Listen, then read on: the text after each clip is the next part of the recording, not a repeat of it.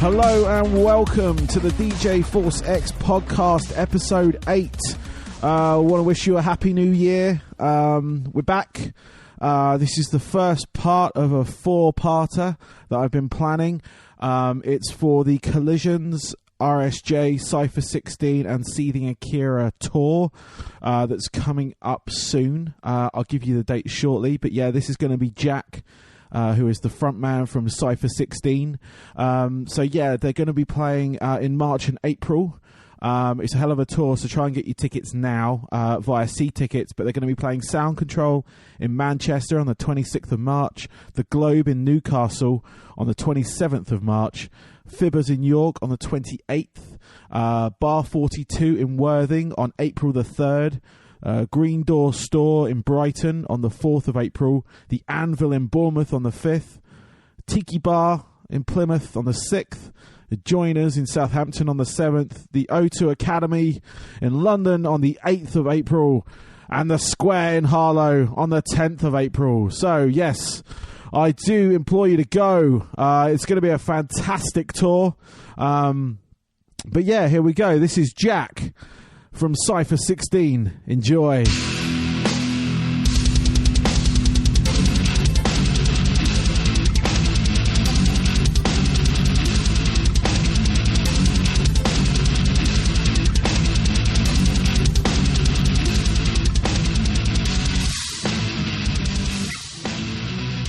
Welcome everybody. This week I'm speaking to Jack from Cypher16. Hello Jack. How are you doing? I'm good, man. How are you? Good, I'm not too bad, thanks. Looking forward to getting back into it this year. Excellent. Sounds good. Yeah, so for the benefit of my listeners, could you give me a bit of background on your band? Yeah, absolutely. With Cypher16 from London in the UK. We are, I guess we're put into the pigeonhole of melodic rock, melodic metal of some sort. It's very heavy, very melodic, but all clean vocals, which makes a slight difference from a lot of the other bands on the metal scene. Cool. We've been going for a few years now, and we're finally at the point where the debut album comes out in the next couple of months, which will be accompanied by a fairly heavy touring schedule around the world. So, yeah, it's going to be a big year, I think. Awesome. I was looking back on your biography and everything, and you've already toured the world, pretty much. Yeah. How did that come about? I mean, I see you toured India a number of times. We have, which I found incredibly interesting because I know they do have a couple of like festivals over in India, but actually touring that area of the world, I didn't really realize that was possible. So you've hit the nail on the head. Actually, India has they have a good number of festivals over there now, and they do have a good metal scene and incredibly fanatic and enthusiastic fans, which is great. We got the offer completely by chance a few years ago, and you know, like yourself, you kind of think, well, you know, is it a scam? Is there any scene over there? This was 2009 actually, so it was before any real bands apart from possibly Maiden had been there. So yeah, we went over kind of on a whim, and it turned out there's this great scene, and we obviously built a range of contacts. We played some shows, and they went down very well, and we built it from there really. That's awesome. Which is amazing. So, but as you say, there's a difference between going over there for a show or two shows and then actually trying to tour it as an actual tour location. And logistically, it's not quite there yet. So we've done a couple of short tours. I think we did a 4-date and we did a 6-date, and that was just about possible. But it's difficult because there's no tour buses, there's no vans. You have to fly everywhere, and the organisation is a little haphazard, should we say.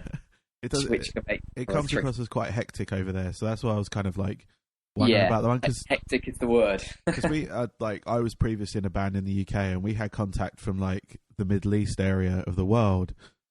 We never ever managed to go over there, but suddenly like bombarded by people just saying, "Oh, we really like your stuff." You know, and like you say, is it a scam? Is it something?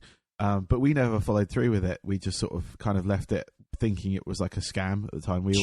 Sure. We had a mindset of kind of second guessing everything. Yeah, no. So, I mean, like that. But I don't know. I guess I like to take risks with that sort of stuff. And also, I thought, well, at the end of the day, if we go over there for this first tour that we were offered, and it turns out to be a scam, at least we'll get some sort of partly paid for holiday out of it. Yeah. If nothing else, if the shows don't actually exist. But as it turned out, they did exist, and it opened us up to this whole new market. which then developed into, we went to China, last year now that we're in January, and this whole eastern part of the world, which I never would have gone there, on a personal holiday, let alone as part of a band. Yeah, no, I mean, look, I was looking at your thing, and I did see you went to China as well. Yes, we did, and that's amazing. I mean, I don't know much about your band. I read bits obviously prior to this, did my research a little bit. So, and being out of the UK for a while, I'm kind of out of touch with the scene going on there. But sure, doing all this is it like you've got like 3 EPs? Is that right? Yeah, we did it. Yeah, we did it on 3 EPs. Yeah, and so never released an album. So, I always just thought, well, see as much of the world as you can on what you've got. Yeah, and see what the reaction is like before you then go and put out the big first album, which we've now done. We tracked it late last year, just after we got back from China, and it's due out in, subject to delays, March, April is the idea. Cool. Yeah, I was going to ask about your album as well, yeah. But back to this touring and stuff, like doing this off 3 EPs. In my eyes, that's amazing. Thank you. I mean, with my band, we'd released 2 albums by the time we even got to Europe. Right. Okay. Sure. And it's just about like, if you're willing to take that risk, which you did, and obviously it pays off. Yeah. No, it has. And it was like, it's one of those things that I'm totally applauding you here for doing that. Thank you very much. To me, that's amazing. I would have loved to have gone to India to play shows, or China, or that area, like just areas of the world where you wouldn't normally get to. Yeah, exactly. Because we know we're getting offers now to go and do a lot of the places that we are expecting to go and do. But had we not been small enough to be able to take these kind of random odd offers at the times they've come in, we never would have the contacts in these areas. Yeah. So it's been amazing, because I'm well aware of the state of the UK metal scene, and it's great, and we have one of the best music scenes in the world, but it's also very difficult because of oversaturation of bands and all this sort of stuff. Yeah. And I think a lot of bands have this attitude where they go, well, let's get big in the UK first, and once we're really big in the UK, then we'll go out and explore other areas and start getting big there as a secondary thing. Yeah. And I think my idea anyway has always been, let's do it the other way around. Yeah. I don't see the point sitting here for 15 years trying to get really big in the UK and then venturing out. Why not venture out at the same time? Yeah. Or even before you get big in the UK, and then use that to leverage your popularity here. Yeah, that makes perfect sense. It reminds me of the I don't know if you know about obviously you've heard of the band Muse, but what they did, they saved up a bunch of money and took themselves to the States, and they got signed to Madonna's label, which was Mavericks, which was the same label as Deftones and stuff. And they made their name there, and then came back over here and did the circuit. Yeah, absolutely. Because you can hear it in their first album as well. I think one of the lines, they've played every toilet in the UK or whatever. Sure. Toilet venue kind of thing. And it's very interesting. I never had that, or our band collectively never had that. We just wanted to play, and we released albums. Sure. It didn't matter whether we really got big or not. It was nice when we had our 15 minutes, but it was kind of like we continued after that anyway, for another 2 albums. But but no, the way you've done it, I mean, it's amazing. Like, you've got all these shows around the world off the back of EPs, which is like, it's a very difficult thing. We did. What did we do? I think we did a UK tour. We toured in America, played with Mudvayne, and we did India on the back of, essentially on the back of 4 tracks. Yeah. That was how it started. And I think we did a couple of things in Europe as well, actually. And then we thought, now we've kind of done this EP to death. Let's do another one and see what we can get out of that. And we did the same again. And then we did another. And it's been a slow process. But it's one of these things that a band like this, it's not going to be an instant overnight hit. It takes 5-10 years to build. And now that the album's coming out, there's a lot of attention around the band. And I think once the LP comes out, it's going to, hopefully everything will lock into place. Cool. And we'll just be able to do everything but up the level again. Cool. Do you have a label for this album, or are you doing it yourself? Yeah, we do. We're talking to a major at the moment. Okay. which is kind of all I can say. So no, that's fine.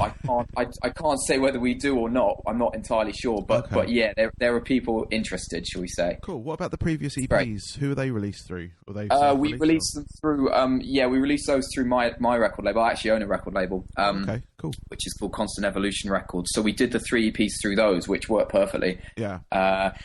And then so now the big kind of LPs come up, it's time to kind of pass it over to someone a bit bigger than us. Yeah, that makes sense. Which is cool because there's been all this touring activity and have the 3 EPs, which I think I see them as being pretty good records. A lot of the bigger people have kind of been looking at the band for a while, going, if they carry on like this, once the album drops, then it's time to start getting involved. Yeah. That's kind of what you've done a lot of groundwork in order to get them interested. That's been the idea. It kind of, you could almost say the journey starts this year. Yeah. No, I mean, it's like these days it's so difficult even for a record label to look at something and think, is that an entity we can push and essentially profit from? Yeah, absolutely.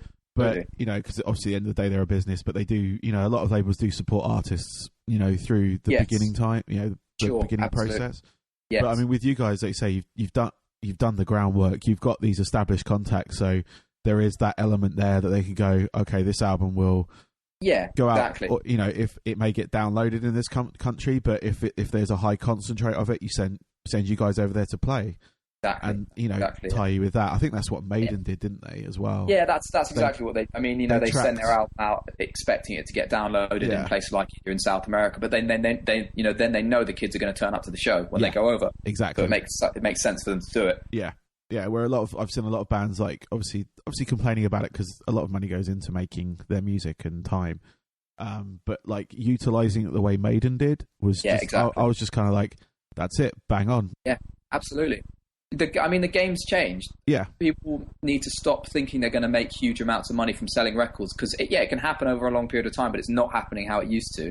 So you've got to use the music as a tool to make the money, but through a different avenue, like touring. Yeah. So if you make a great record, people want to hear it live. So then you can put some tour dates in with that.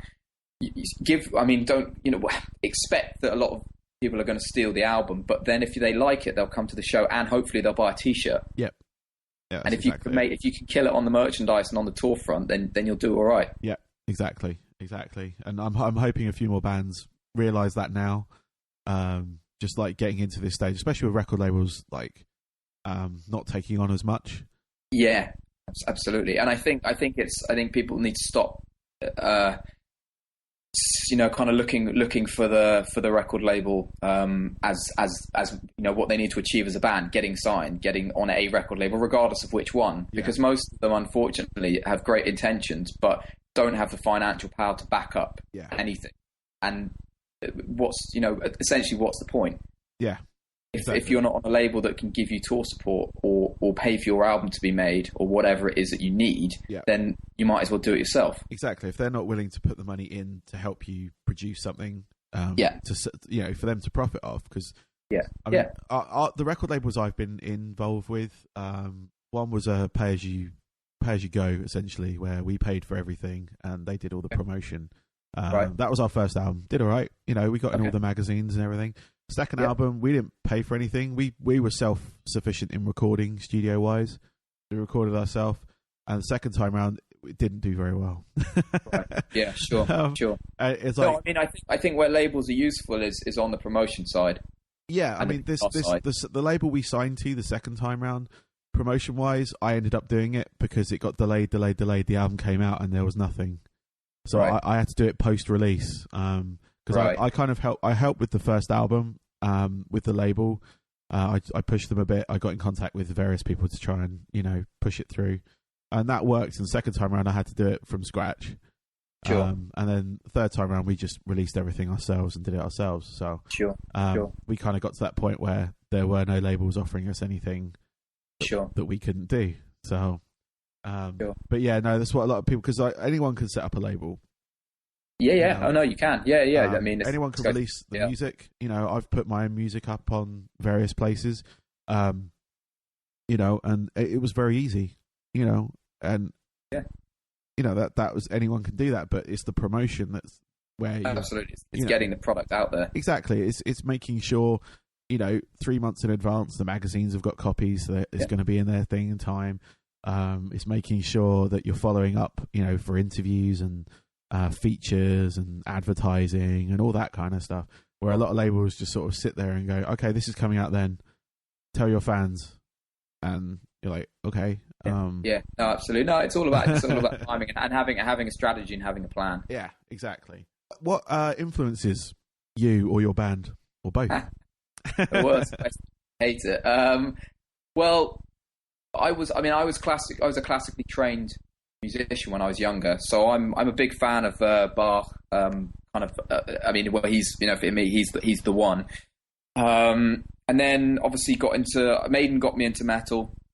Metallica then followed up, and that's kind of stayed. The Metallica thing has stayed with me for a long time. And actually, we part of our management used to do a lot of work with those guys, so we're quite friendly with those guys now, which is cool. So that's always great when they come over to keep the motivation levels up, I guess, seeing kind of being on stage with the best band in the world, in my opinion. I'm also really big into Nine Inch Nails, Meshuggah. I'm huge into Volbeat right now because I love the vocal style. It's weird. Like I'm into a lot of kind of things that are, I guess, slightly different, but we don't really sound like any of them. Yeah. So we take that kind of influence and then try and do something different with it. It's a tricky one because we've all got different influences and stuff, but we don't really sound like any of them, if you see what I mean. Yeah, I see. Trying to figure out a sound that's slightly unique in it.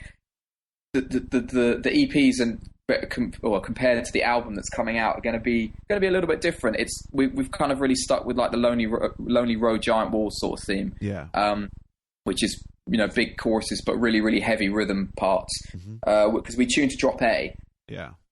So we've got, for any guitarists out there, we've got standard E, B, G, D, A strings, and then we take our bottom E right down to a bottom A, which is an octave below. Okay. So we have everything can be very melodic because of all the standard tuning, but the bottom string is way below, which gives for a really, really heavy rhythm section. Yeah. It's a little bit unusual. I know Mastodon do it, and a couple of other bands, but actually it's not something that's widely done. But we quite like it because, as I say, it gives the heaviness, but it also keeps the melody, keeps the melodic sort of thing. Because obviously we don't scream. There's no screaming or growling in what we do. Yeah, I was going to say, because I know you mentioned it earlier that you maintain the clean vocals through the whole thing. Yes.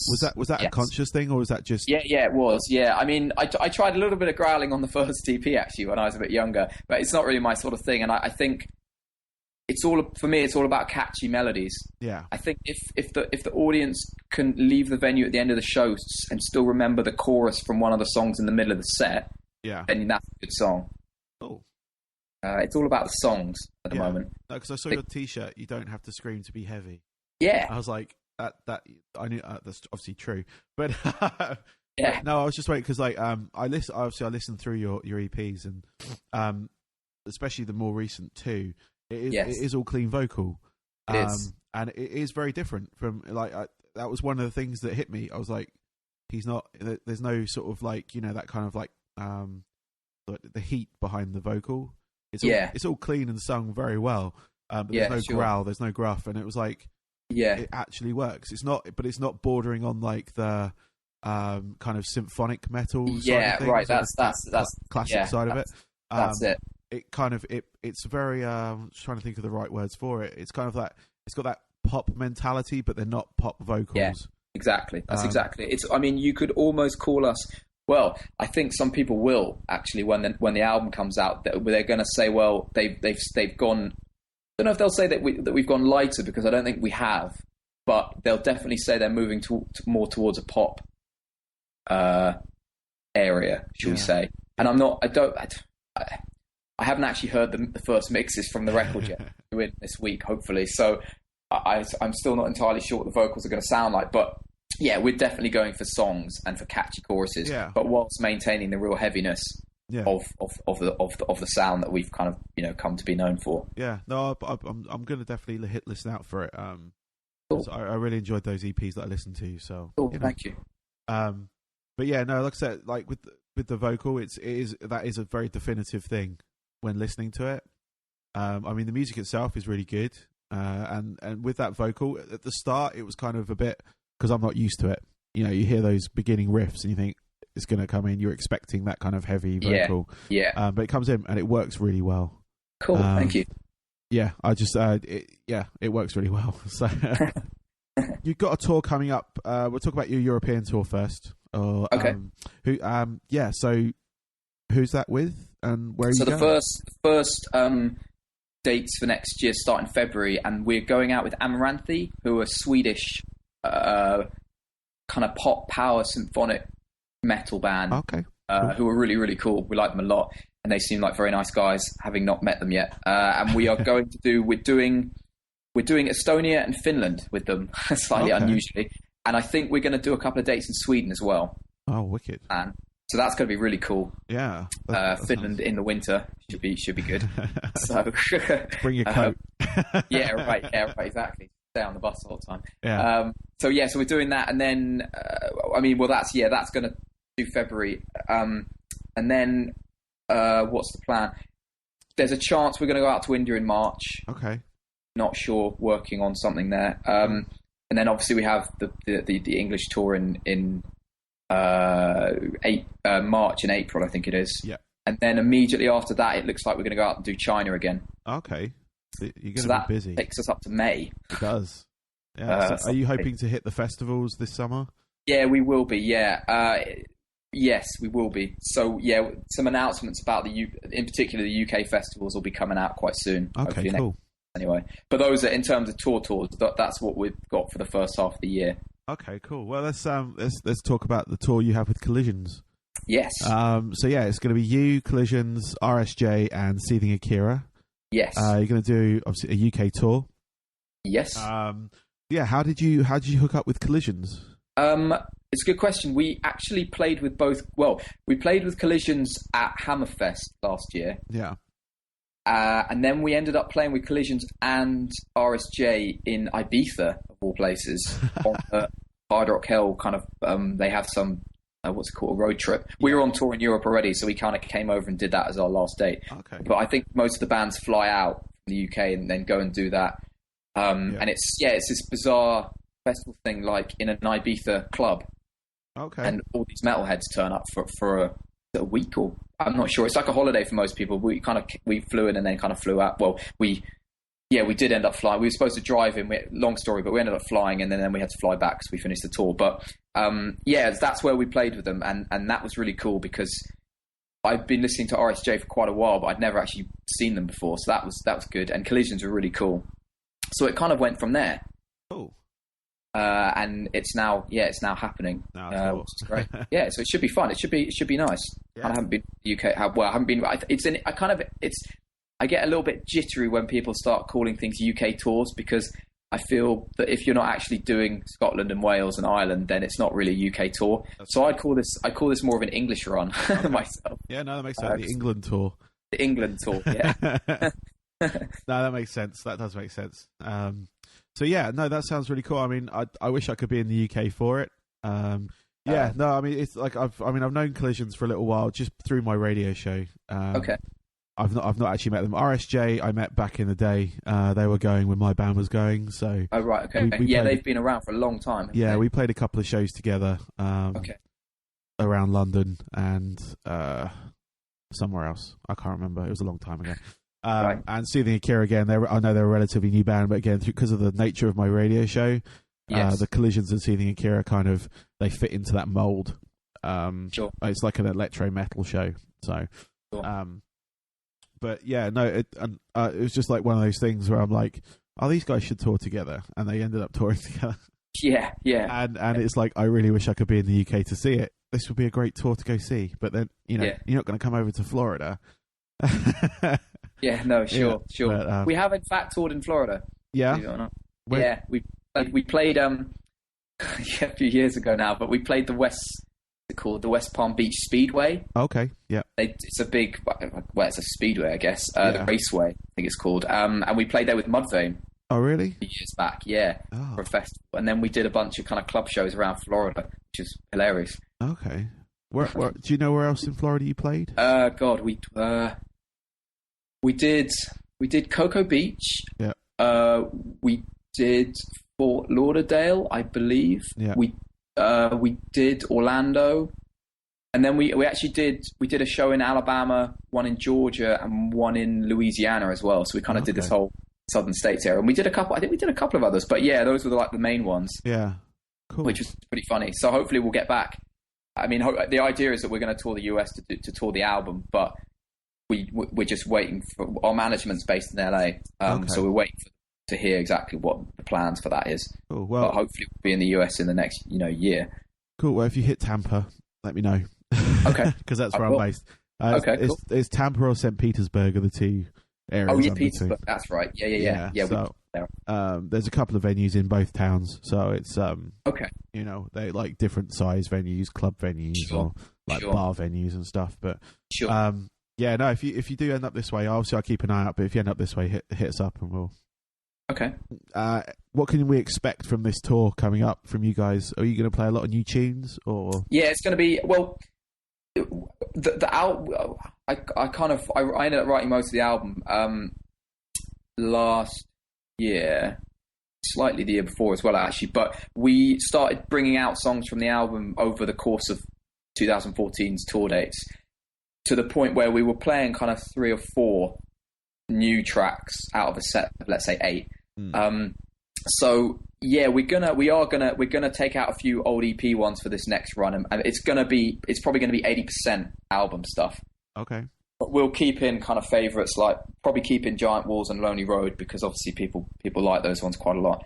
And that's what they'll be used to, because I guess, we will start touring before the album is out, so we need to have a couple that people already know in the set, as it were. But by this time, by late on in the year, it'll be mostly album material, I would imagine. Cool.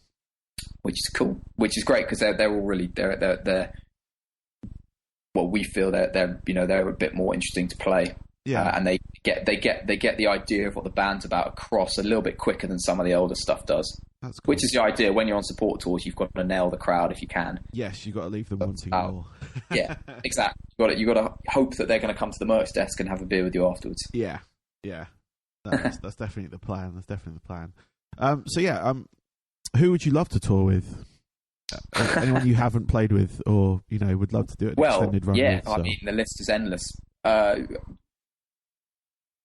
Obviously, I mean, obviously bands like Metallica, Maiden, all that kind of stuff. But realistically, on the horizon, stuff like we'd like to do Korn, Gojira, Volbeat. Those 3 are kind of realistic. It's probably the best way of putting it, in terms of where I know what's going on behind the scenes and stuff. We love all those guys. Gojira are basically the best live band on planet, in our opinion. Excellent. Tell you who we really love. Have you ever heard of a band called Caliban? Yes. We played with them in Norway last year, just by chance. Played a big festival with Behemoth and Devin Townsend and all these crazy heavy bands. And Caliban played, and we kind of hung out with them afterwards, and they're just the coolest guys. And they make I don't know what it is about that band, but they basically became our soundtrack to all of our tour dates for the next year, for last year. Nice. And there's a special place in our hearts for that band. So we'd love to do something with them, although they sound completely different to us. Yeah, I hadn't heard of them for a long time. I didn't realise they were still going, to be honest with you. No, they released a new album. I don't know if it was last year, but maybe the year before, which is actually pretty cool. So I'll go check those guys out again. I'll have to check it out, because I enjoyed. I can't remember the album. Because I was a rock club DJ in the UK, and there was a couple of their tracks I used to play that people used to absolutely love. Yeah. And I can't remember it now. Right, you've toured across the world. What advice would you give a band contemplating the same thing? Contemplating touring across the world. Okay, be prepared to lose money for the first or even the second time you go out to somewhere new. And that kind of applies to everything you do as a band to begin with, because it's an investment. I mean, albums cost X amount of money, tours cost X amount of money, but in the beginning, if you want to build up a fan base, you've got to have something to show for yourself, and you've got to be seen to be going out and doing it. So bands that kind of sit around and release a record and then tour, do 7 tour dates and then expect the world to come to them, it's not going to happen. You've got to go and take your music and ram it down people's throats, and make sure you're a really, really good live act, which usually actually only comes from touring. I mean, if you watch a band like Gojira, who just have me in awe. I mean, we know they're kind of good friends of ours as well now, but only because we've been to a bunch of their shows and got to know them and stuff. But I'll tell you a quick story. We played with them at Bloodstock 2013, and they showed up, and we said hey to them, said hi to their tour manager, and they looked like shit. And they were in a really bad way. And we said, what's wrong? And they said, well, we just came from Sweden yesterday. We haven't slept. When we got to France for their connection, the airline had lost all of their equipment, including all their guitars and everything. So we don't have any equipment. We haven't slept. So they got on stage, and Joe was kind of saying, guys, we're really sorry if we're going to be a bit sloppy today. We haven't even got, I'm not even playing my guitar. And they then proceeded to blow every other band clean off the stage, including, just everyone. It was just unbelievable. And everyone just kind of looked at each other and went, if that's what they do when they haven't slept and haven't got any of their gear, what are they like when they're, on form? And I think with them, it's just because they've been going for like 12, 13, 14 years, and they've just played hundreds and hundreds and hundreds of shows because they've gone out and got out there and they've done it. Yeah. And they're an amazing band, but they're not, they're an extreme death metal band. So the only way that they've got to be noticed is by playing all these shows and getting really good at what they do. And that's got them the attention of people like Randy Blythe from Lamb of God, who then went on to kind of champion them for a little bit, and Metallica as well, and who took them out, and because they went and did it, and they knew that was the only way they were going to make a success of themselves. So I think for young bands who want to kind of go and see the world. You've got to save up to do it. You might not get paid. You might go out on door splits the first few times, but if you're good, if you've got good product and if you've got good merchandise, you can just about get yourself round. Yeah. And pick up the contacts. Always go and talk to the crowd. Never sit in your dressing room. No. That's not what it's for. No. The first thing we always do after a show is we're out in the front talking to people, and it's amazing who you meet. Yeah. It's I've met people who I've looked at and gone, I predict this guy does this for a living, and he's come out with something completely different, and it's changed the band's life. Yeah. On several occasions. Yeah. So never take anyone for granted, and always give someone the time of day. Yeah. No, this is don't be a rock star.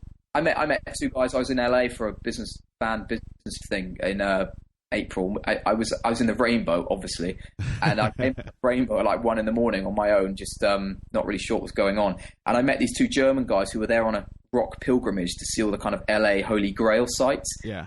And they were really just enthusiastic music lovers. So anyway, I told them about the band, and they were really excited. And we were actually touring in Germany in a couple of months later. Yeah. And lo and behold, they turned up to a show. That's amazing. Which was amazing. Yeah. Just two dudes out of nowhere. Yeah, just making that contact, Exactly, yeah. And hopefully when we go and do Germany again, they'll show up and their friends will come to the same show. And it's that sort of thing. It all builds. Yeah. No, you make those contacts and keep those connections. It can really take you a long way. Yeah, no, exactly. Cool. Well, Jack, thank you very much. Thank you.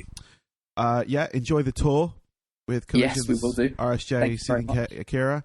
And thank you very much. Have a good one. Thank you very much. Pleasure. Great to speak to you, man. Good to speak to you as well, man. Nice. Take it easy. Thanks. Cheers. So yes, we're at the end of another podcast. I'm going to remind you of those tour dates again for the Collisions, RSJ, Cypher16, Seething Akira UK tour. England tour, as we discussed in the podcast.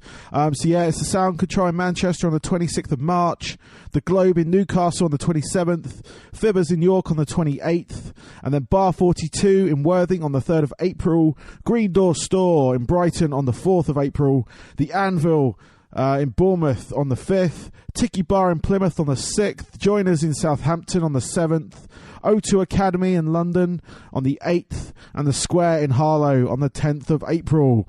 So yeah, get along to those shows. You can buy your tickets at C Tickets. I guess that's ctickets.co.uk. I have to double check that for me, but yeah, check it out. If you want a recap of the tour dates itself, you go to my Facebook page. It's my cover image, which is facebook.com/DJForceX. Alternatively, go to the RSJ, Collision, Cypher16 or Seething Akira page. You'll see the same tour poster. This was part 1 of part 4. In a couple of weeks, I'll be speaking to RSJ, and then the following weeks after that, Seething Akira and Collisions. So until next time, This is DJ Force X out.